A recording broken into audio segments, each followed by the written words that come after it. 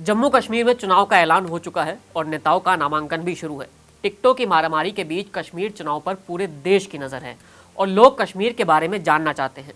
कैसे वहां की राजनीति बदली, कैसे कश्मीरी पंडितों को घाटी से पलायन करना पड़ा, इस तरह की और भी कई बातें हैं जिसको लेकर लोगों में जानने की दिलचस्पी है। कश्मीर अपने आप में एक सब्जेक्ट है जिस पर हर घंटे कोई किताब लिखी जाए तो सालों तक ये किताबें छपती रहेंगी। कश्मीर में चुनाव है, लिहाजा हम आपको एक चुनावी साल का किस्सा बताएंगे जिसने हमेशा के लिए कश्मीर को बदल कर रख दिया। साल 1987 वो साल था जिसके बाद कश्मीर में कट्टरपंथ को एक नया पंख मिला था। लोगों ने हथियार उठाने शुरू कर दिए थे और सरकार के खिलाफ विरोध प्रदर्शन हिंसक प्रदर्शन में बदलने लगा था। लेकिन ये सब यूं ही अचानक नहीं हुआ था, इसके पीछे एक पूरी घटना थी। 1987 के चुनावों को जम्मू कश्मीर के राजनीतिक इतिहास में एक बेहद अहम क्षण माना जाता है, क्योंकि इसे क्षेत्र में उग्रवाद के फैलने का तत्कालिक कारण भी माना जाता है। बात 1986 की है।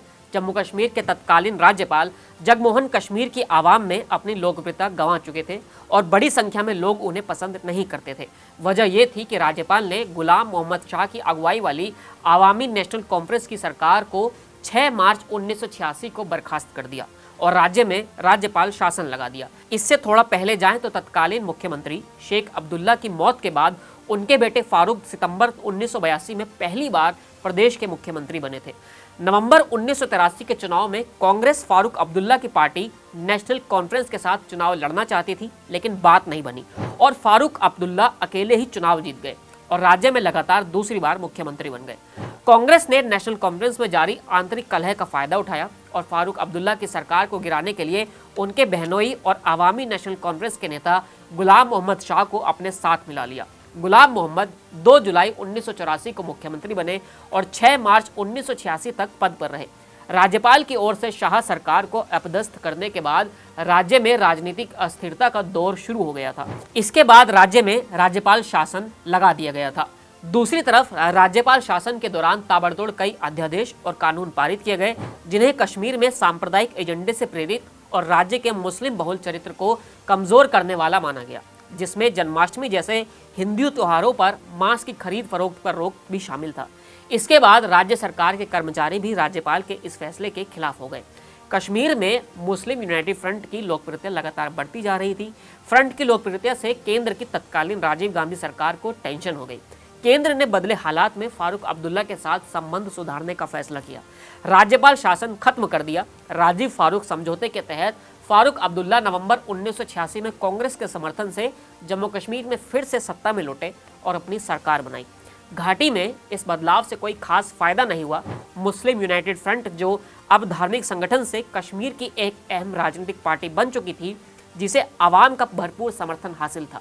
जमात इस्लामी समेत कई सत्ता विरोधी गुट मुस्लिम यूनाइटेड फ्रंट के रूप में साथ आ गए थे और इस फ्रंट की ओर से सांप्रदायिक आधार पर मुस्लिम भावनाओं को भड़काने के प्रयास भी किए गए थे।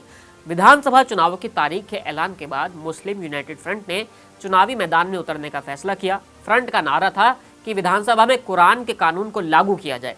जम्मू कश्मीर में 23 मार्च 1987 को विधानसभा का चुनाव कराया गया। चुनाव में कांग्रेस और नेशनल कॉन्फ्रेंस के बीच गठबंधन हुआ और सभी 76 सीटों पर अपने उम्मीदवार उतारे, जबकि MUF 44 सीटों पर चुनाव लड़ पड़ा।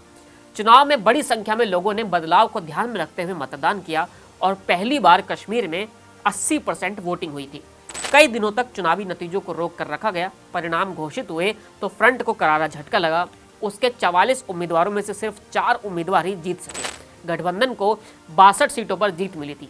बीजेपी को भी तब 2 सीटों पर जीत मिल गई थी। हालांकि इस चुनाव पर सवाल उठने लगे और यहीं से खूंखार आतंकवादी निकला सलाहुद्दीन, जिसने हिजबुल मुजाहिदीन की स्थापना की। कहते हैं कि इस चुनाव के बाद अगले 3 दशक तक कश्मीर की राजनीति में कट्टरपंथियों और आतंक का तांडव चलता रहा। फिलहाल इस वीडियो में इतना ही। फिर मिलेंगे नए वीडियो के साथ।